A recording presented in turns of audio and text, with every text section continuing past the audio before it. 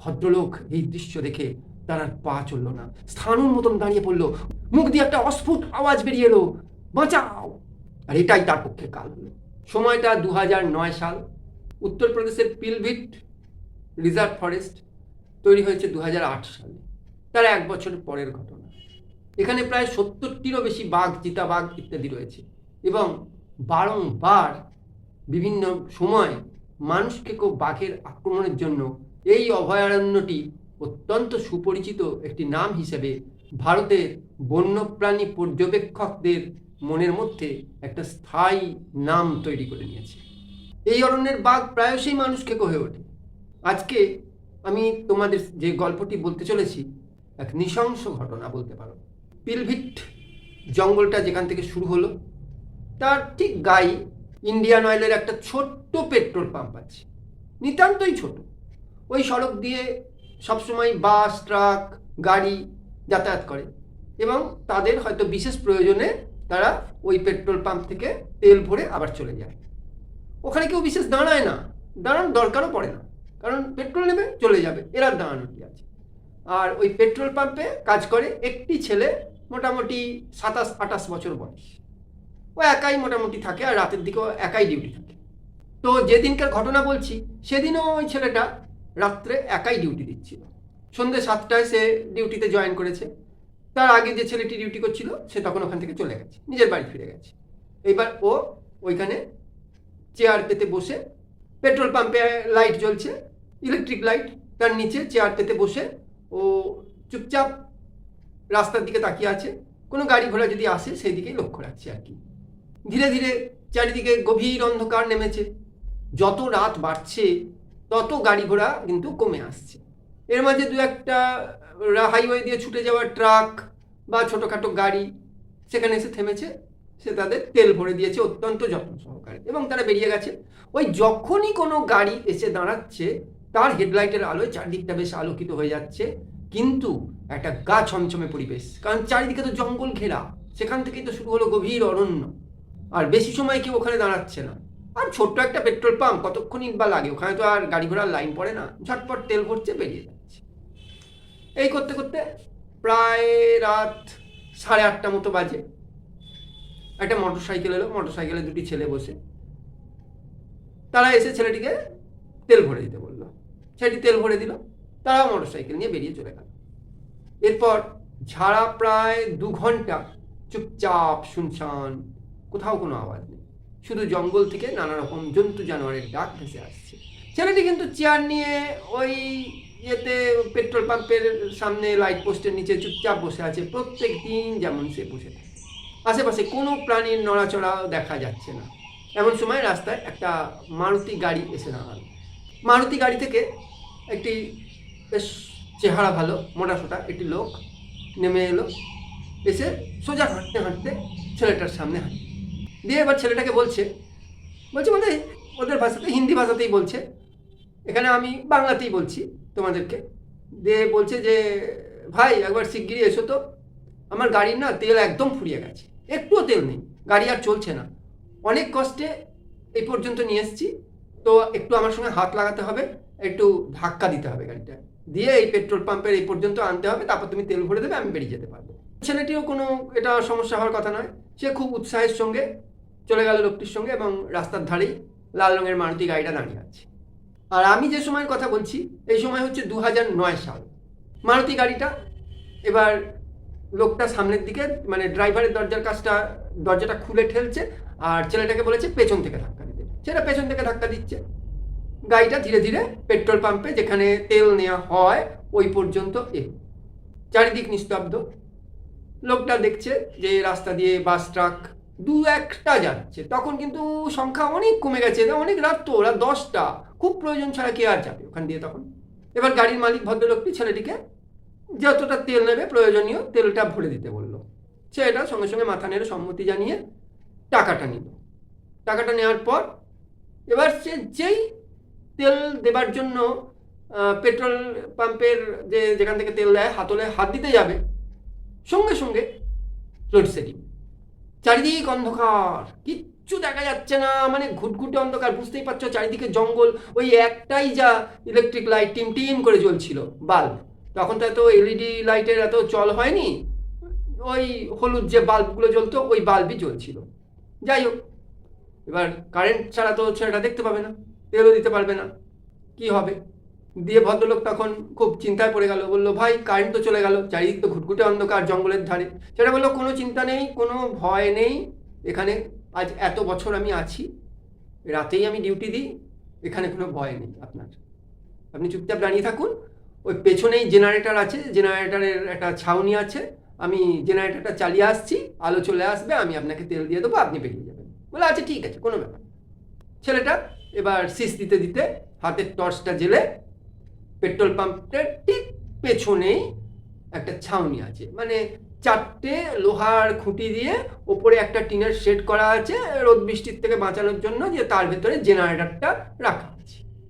ছেলেটা ওদিকে চলে গেল জেনারেটরটা চালু করতে, ভদ্রলোক দাঁড়িয়ে আছে চুপচাপ। কিন্তু বেশ কিছুক্ষণ কেটে গেল, জেনারেটর চালু হওয়ার কোনো আওয়াজ ভদ্রলোক পেল না। হঠাৎ একটা ঠং করে কিছু একটা ধাতব জিনিস পড়ে যাওয়ার, মাটিতে আছড়ে পড়ার মতন একটা আওয়াজ ভদ্রলোকের কানে।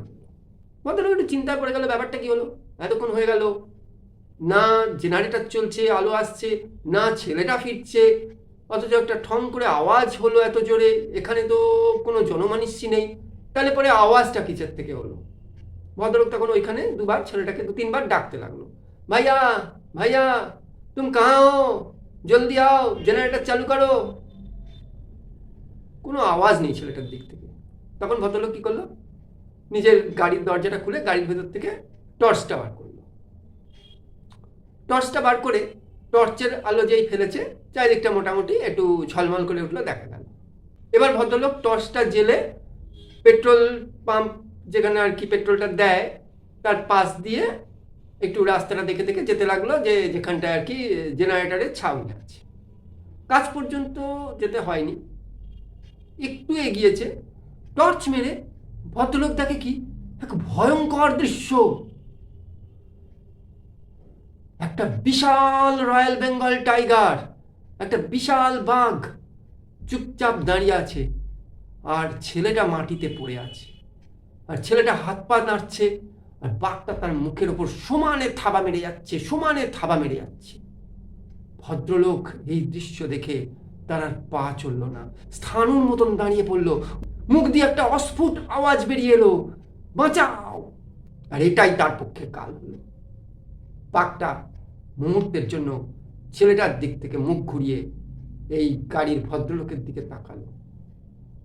বিভৎস ভয়ঙ্কর বাঘটার মুখ, সারা মুখ রক্তে রক্তারক্তি, ওই ছেলেটার রক্ত। এই দেখে ভদ্রলোক আর বিন্দু মাত্র সেখানে অপেক্ষা না করে ঊর্ধ্বশ্বাসে গাড়ির দিকে ছুটতে লাগলেন। পেছনে বাঘ ছেলেটাকে ছেড়ে দিয়ে ভদ্রলোকের পেছনে ধাওয়া করল। বুঝতে পারছো কি ভয়ঙ্কর অবস্থা ভদ্রলোকের তখন? ভদ্রলোক পরিমরি করে কোন রকমে গাড়ির দরজাটা খুলে ভেতরে ঢুকেই গাড়ির দরজা বন্ধ করে দিল। কাঁচগুলো তোলা ছিল আগে থেকেই, এটাই যথেষ্ট। ভদ্রলোক বড় বড় নিঃশ্বাস ফেলছেন ভেতরে ঢুকে, ভয়ে, উত্তেজনায় এবং পরিশ্রমে প্রচন্ড হাঁপাচ্ছেন, প্রচন্ড। তার গাড়ির ভেতরেও ঘুটঘুটে অন্ধকার, বাইরেও ঘুটঘুটে অন্ধকার। গাড়ির ভেতরে একটা ছোট্ট লাইট জ্বলছিল, তিনি তাড়াতাড়ি করে লাইটটা নিভিয়ে দিলেন। কিছুক্ষণ পর, কিছুটা চোখ সয়ে যাওয়ার পর সাহস করে জানলা দিয়ে বাইরে তাকালেন। দেখলেন কি, বাঘটা বসে আছে ঠিক তার গাড়ির পাশেই, কাঁচের বাইরে বসে আছে সেই মূর্তিমান বিভীষিকা। সে ওই ছেলেটার কাছে ফিরে যায়নি। এই দেখে ভদ্রলোকের তো আরো ভয় ধরে গেল। তার ভয় তার আত্মারাম খাঁচা ছাড়া। কি করেন তিনি? তিনি দেখলেন যে এর একমাত্র রাস্তা হচ্ছে গাড়ির ভেতর চুপচাপ বসে থাকা। এবার একটা ব্যাপার হচ্ছে, গাড়ির মধ্যে তো তিনি বসে আছেন, এ গাড়ি তো আর সেই ধরনের নিরাপদ গাড়ি নয়। ধরো আজ থেকে কত বছর আগে, সেই 2009 সালে, তখনকার মারুতি গাড়ি, ছোট ছোট মারুতি গাড়িগুলো অত্যন্ত দুর্বল, অত্যন্ত অনিরাপদ। পাতলা কাঁচ দিয়ে শুধু জানলাগুলো ঢাকা থাকতো, আর উইন্ডস্ক্রিনও সে অত জোরালো ছিল না, আর বডিও খুব পিটপিটে। ও অত বড় বাঘের কাছে ওই গাড়ি কিছুই নয়, নস্যি। দুটো থাবড়া মারলেই গাড়ি ভেঙে চুরচুর হয়ে যাবে এবং ভদ্রলোককে অনায়াসে ইঁদুরের যেমন বিড়াল যেমন ইঁদুরকে টেনে নিয়ে যায় ওই রকম মুখে করে তুলে নিয়ে বের করে নিয়ে চলে যাবে। ভদ্রলোক এটাও জানেন। আবার যদি বেশ শক্তপোক্ত গাড়ি হতো, মজবুত গাড়ি, জাল ঘেরা, তাহলে আবার কোনো ভয় ছিল না।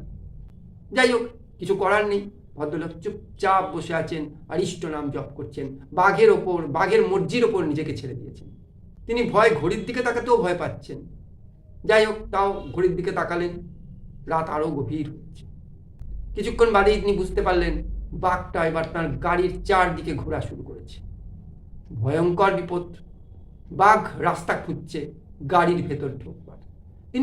তিনি সিটের মধ্যে শুয়ে পড়লেন, বাঘ যাতে চট করে তাকে দেখতে না পায়। গুটিসুটি মেরে শুয়ে পড়লেন। মারুতি গাড়ি তো ছোট।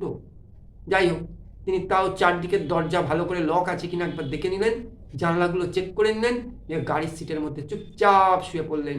ভেতরে কিন্তু কোনো আলো জ্বাললেন না, টর্চটাও জেলে দেখলেন না। বাঘ গাড়ির চারপাশে একবার, দুবার, তিনবার, চারবার প্রদক্ষিণ করলো। তারপরে আর কোনো সাড়া নেই। ভদ্রলোক মনে করলেন যে বাঘ হয়তো চলে গেছে। কয়েকবার ঘুরে ঢোকার রাস্তা না পেয়ে, গাড়ির ভেতর ঢোকার রাস্তা না পেয়ে এবং তাকে ধরতে না পেরে জঙ্গলের বাঘ জঙ্গলে ফিরে গেছে। এবার তিনি সাহস করে হাতের টর্চটা একবার জেলে বাইরে ফোকাস মারলেন। দেখেই তার বুকের রক্ত ঝলাত করে চলকে উঠল। ভয় তিনি কুঁকড়ে আধমরা হয়ে গেলেন। বাঘ তার গাড়ির পেছনেই ঠিক ডিকির নিচে চুপচাপ বসে আছে এবং তার লক্ষ্য গাড়ির ভেতরে। মারুতি গাড়ি খুব ছোট হয়, এটা তো তোমরা খুব ভালো করে জানো। এবং সেই অত ছোট গাড়ি, তার ভেতরে তিনি গুটিসুটি মরে বসে আছেন। আর বাঘটাকে লাগছে, বাঘ তো পূর্ণবয়স্ক বড় বাঘ, বাঘটাকে লাগছে বিশাল উঁচু। বোঝো ব্যাপারটা। বাঘের কাছে গাড়িটা একটা খেলনা হয়ে দাঁড়িয়েছে। যখন ইচ্ছে এক থাবা মেরে কাঁচ ভেঙে ঢুকে তাকে বের করে নিয়ে যাওয়া শুধু সময়ের অপেক্ষা। তিনি প্রমাদ গুনলেন। তিনি বুঝলেন এ জীবনে আর তার বাড়ি ফিরে যাওয়া হবে না। তবুও তিনি সঙ্গে সঙ্গে টর্চটা নিভিয়ে দিলেন। বাঘ একটা চাপা গর্জন করে উঠল, কিন্তু সেখান থেকে নড়ল না, চুপচাপ বসে রইল। তিনিও আবার সিটের মধ্যে সিটিয়ে গেলেন। এই করে করে সেকেন্ডের পর সেকেন্ড, মিনিটের পর মিনিট, ঘন্টার পর ঘন্টা কেটে যাচ্ছে। বাঘ কিন্তু ওখান থেকে নড়ছে না। এ বিষয়ে তোমাদের একটা কথা বলে দিই। বাঘ হচ্ছে অত্যন্ত ধূর্ত এবং অত্যন্ত ধৈর্যশীল একটা প্রাণী।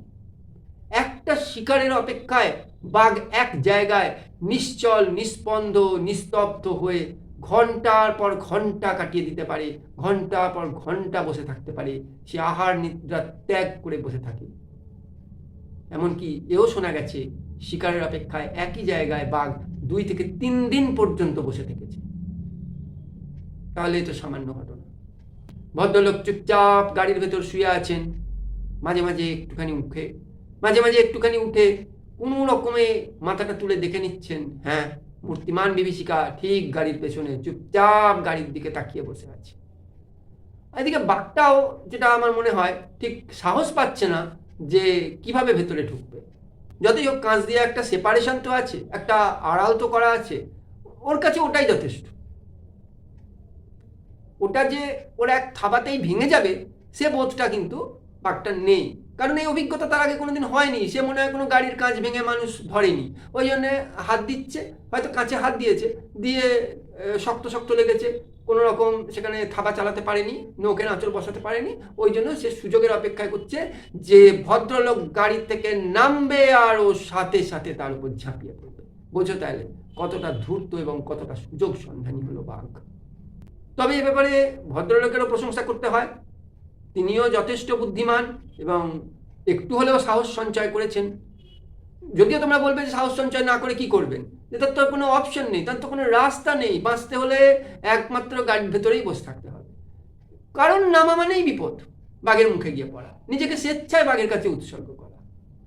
যদিও গাড়ির মধ্যে সেফটি নেই, তবুও তো মাটিতে নামার থেকে ভালো।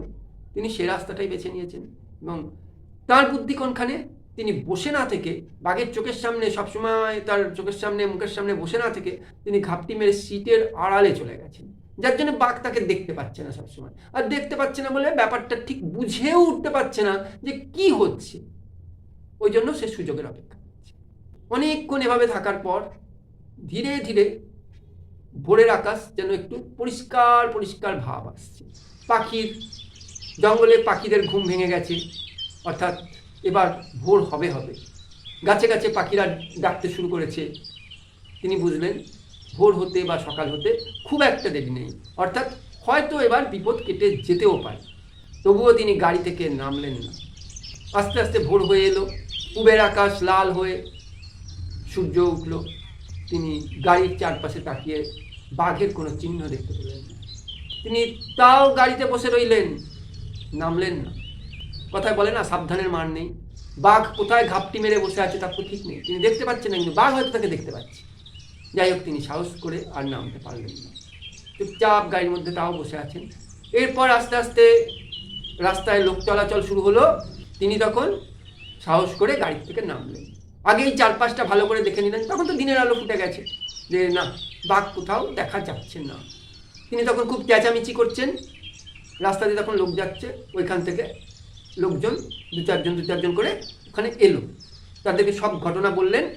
এবার তাদের সঙ্গে নিয়ে ওই ছাউনিটা, যেখানে জেনারেটর চালানো হয়, সেখানে দেখতে গিয়ে দেখলেন না, ছেলেটার মৃতদেহটা ওখানে নেই। একটা ঘষ্টানোর দাগ চলে গেছে জঙ্গলের ভেতর পর্যন্ত। অর্থাৎ বাঘটা যখন বুঝলো যে তার অপেক্ষায় বসে থাকা বৃথা, তখন সে রাত্রের দিকেই কোনো এক সময় উঠে গেছে। উঠে গিয়ে নিঃশব্দে ছেলেটার মৃতদেহটা মুখে করে নিয়ে মাটি দিয়ে ঘষ্টাতে জঙ্গলে চলে গেছে। তিনি তার টেরও পাননি, বিন্দু বিসর্গও কিছু বুঝতে পারেননি। তিনি বা তার সঙ্গের লোকজন কেউই ওই জঙ্গলের ভেতর ঢুকে মৃতদেহ অনুসন্ধান করতে সাহস পেল না বা রাজি হলো না। তোমরা হয়তো এটাকে গল্প ভাববে, এটা কিন্তু মোটেও গল্প নয়। এটা পুরোটাই সত্যি ঘটনা। 2009 সালে পিলভিট অভয়ারণ্যর ঠিক আগে পেট্রোল পাম্পে ঘটে যাওয়া এক মর্মান্তিক ঘটনা। এই ধরনের কোনো ঘটনা বা কাহিনীর কথা যদি তোমাদের জানা থাকে, তোমরা অতি অবশ্যই কিন্তু কমেন্টে আমাকে জানাবে।